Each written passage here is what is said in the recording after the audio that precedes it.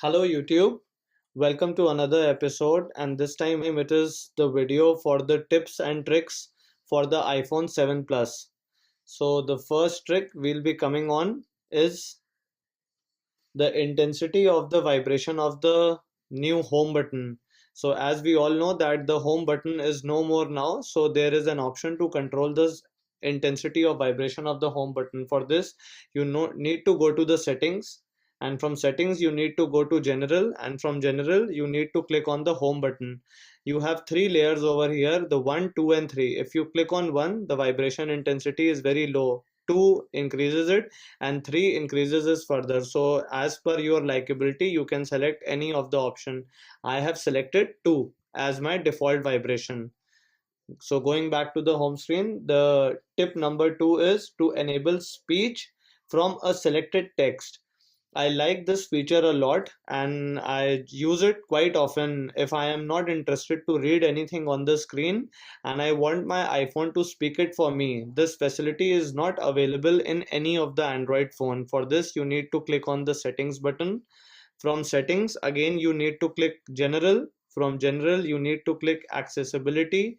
From accessibility, you need to go to speech and you need to enable this speak selection. You can see clearly speak selection. And if you want that your content is highlighted while iPhone is reading it, you can enable it. So supposedly we click on Google Chrome and we go to this article of GSM Arena. We click on GSM Arena and the first article says with iOS 10.2, I don't want to read this article. So what I can do is I can long press on this and this highlighted icon comes up and I can mark this till here and tell my iPhone to speak it for me.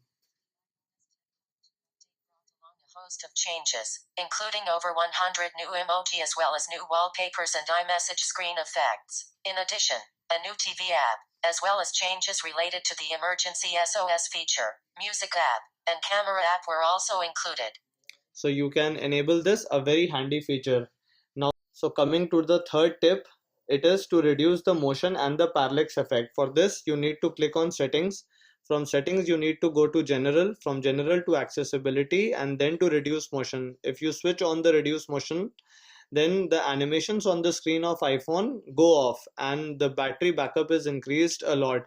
So if you are low on battery, I would definitely recommend you to switch on the reduce motion. Now again going back here, you can switch it off and the animations come back. Now the fourth tip. The fourth tip is to enable 3D touch.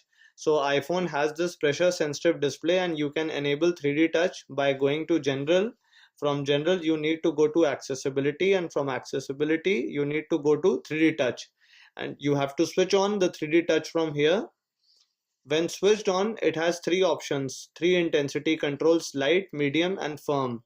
So now to demonstrate it, if I press on the settings button, this is the 3D touch menu, the battery, mobile data, Wi-Fi and Bluetooth. If I click on Bluetooth, I go to the Bluetooth menu, I can switch it off or switch it on. And it works on maximum applications. I want to use cam scanner, I long press it, it tells me to scan from photos, batch scan mode, single scan mode or share cam scanner. Now coming to next application, Facebook. It tells me to share Facebook, go live, upload photo, video, write post and search. Now coming to the default camera application, take selfie, record video, slow-mo and take photo. So a very handy feature and works in all applications, messages, new message and the frequently contact people. Now if you have an unknown number in your call log list, then you can long press on the unknown number and it will give you four options: create contact, add to existing, call and message. So a very handy feature, the 3D touch. And in control center also it works. So you have four buttons. Now if you long press on the torch button, it will tell you to switch between the type of light, this timer, 1 minute, 5 minutes and a number of options, to copy the last search result and to take all these options. So now coming to the next tip, the fifth tip is to enable the LED flash while incoming calls and messages. So if you want to enable the LED flash to work with incoming calls and messages, then you have this option in settings. From settings, you need to go to general. From general, you need to go to accessibility, and accessibility, you have an option LED flash for alerts. So LED flash for alerts, here is it. So you just need to switch it on, and then if your incoming call comes, then this flash of the iPhone will synchronize along with it. Now coming to the next step is disable background data for any application. So if you want, or you are using any net pack and you don't want iPhone to consume your net, then you have this option to disable the background data for any application in iPhone. For this, you need to go to settings. From settings, you need to go to the general tab. From general, you have an option called as background app refresh. I have it enabled for all the applications, but you can disable any of the application and it will not refresh background data. So it will save you quite a hell lot of data and you can enable it. It is a very handy feature. Now coming to the next step is widgets. iOS 10.1 introduced a new system called as the widgets. So if you swipe left of the screen, you have these widgets aligned here: the Dial Plus widget, the WhatsApp widget, the stock widget, and Siri app suggestions and everything. So when you scroll down, you have an edit button. If you click on the edit button, you come to the add widget list, and from here, clicking on the minus button, widget will disappear, and clicking on the right side, you can take any widget up or down. So if I take map destinations and click on done, then this widget will come on the third place. So you can see, I cancel, map destinations comes on the second place above WhatsApp. So a very handy feature in iOS. So these widgets are also accessible from the lock screen. So if you swipe left from the lock screen, then you come up with these widgets, and they all are accessible even if the lock screen is used with fingerprint security. And if you swipe to the right, the camera opens. Coming to the next step, we have the reachability. For reachability, you need to go to settings, and from settings, you need to go to general. From general, you need to go to accessibility, and from here, you need to swipe down and enable reachability. This reachability, if you double click on the home button, it reduces the screen in half. So, for example, I am in an application, Chrome, and I want to pull the screen down. I can double click and I can access the internet from here. So I don't have to stretch my hands to swipe down. I can easily view any news or any article in the half screen mode. Now coming to the next step is raise to wake. So if you want your iPhone to, when you pick up the phone, and it should wake up automatically, there is a default feature.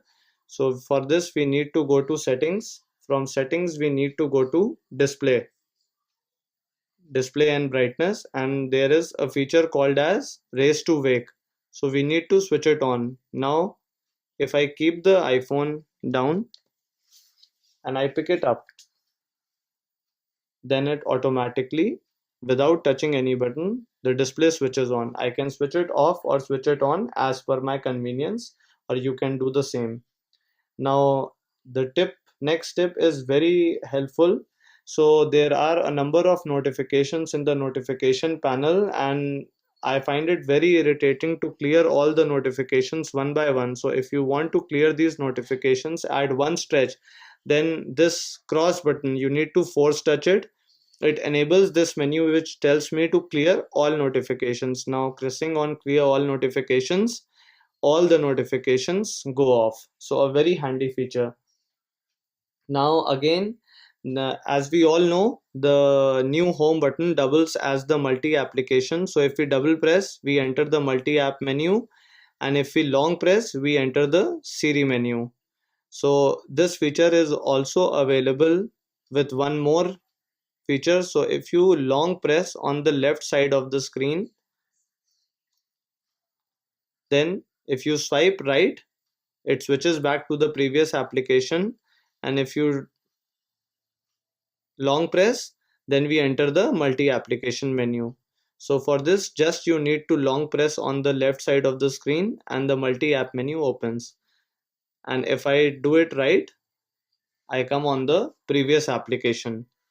Now, one very important feature is to clear RAM. How to clear RAM on Android? We know very easy it is to clear RAM on Android. We have a number of third-party applications, but for iPhone, no third-party application is available on the App Store, which helps us to clear the RAM. So for this, I have a very useful tip. You just need to long press the power button. Now this menu comes up, slide to power off. Don't do anything at this moment, just long press the home key. Wait for 5 seconds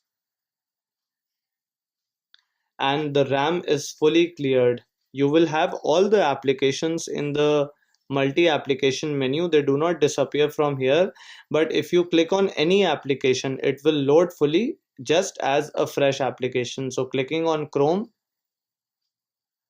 it loads back the entire page once again. So RAM is fully cleared using this trick.